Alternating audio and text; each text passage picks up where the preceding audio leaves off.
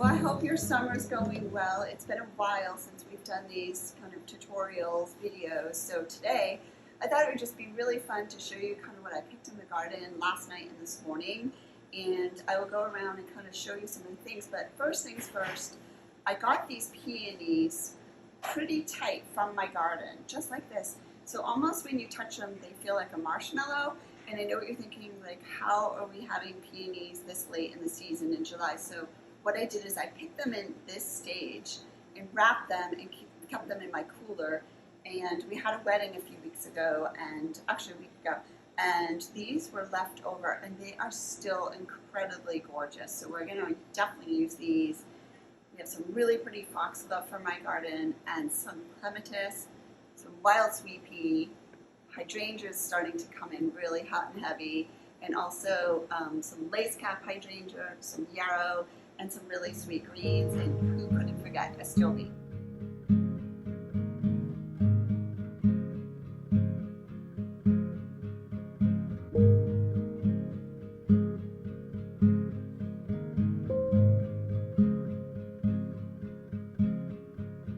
I had a bunch of these cylinder vases hanging around the shop, so I took a 2-inch flower frog, secured it on the bottom with my putty tape, and just, you know, basic.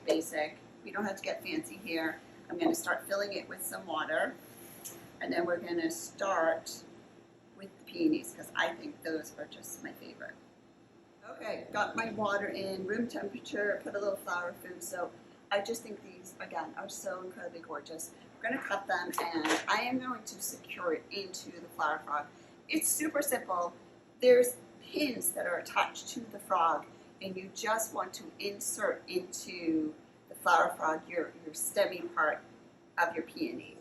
I picked these this morning. They're just starting to come in, and they are just one of my favorites. Here in New England, especially down the Cape, for all you ocean ladies, these are just, I feel like it tells you summer is here in New England. So they do remind me of the ocean.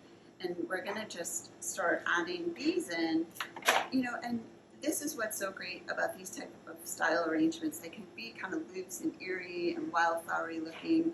And like I said, they're all from my garden. This one's a little on the teeny side.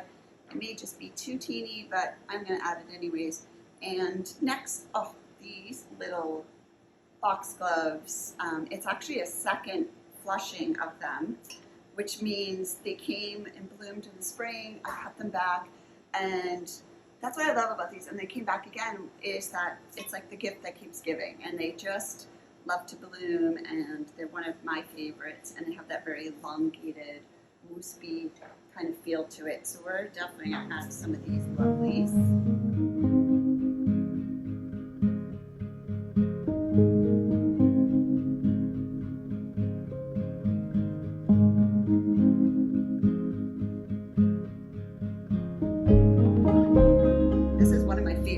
In the garden. I just love even the herbs. This is a type of mint. It smells just divine if you can grow it in your garden.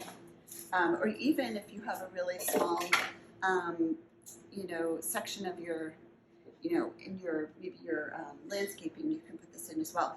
And if not, you can actually also do it in some pots. So we're just going to add a few stems of this. So I'm using only 2 or 3 stems of each little recipe.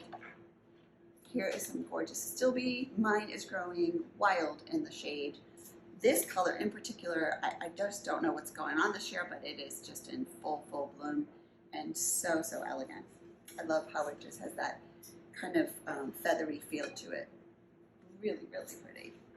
So trick of the trade, I love using these Lazy Susans. They're just so versatile. You can use them to turn your arrangement around so you can see them from all sides. So added that really feathery astilbe. We're going to tuck a few here. But again, I just keep twisting and turning, and it gives me that kind of freedom to see both sides of the container. I think we need to add one more peony in the back here because they are just so gorgeous. So now we're going to add in another type of hydrangea. This is a lace cap hydrangea. I use a ton of these for weddings because they just have a very lacy feel to them. And they start off white, but as the season goes on, they turn a patina of a very blushy color. So one of my favorites to grow in my garden. This is just truly a quintessential summer garden bouquet. So, voila.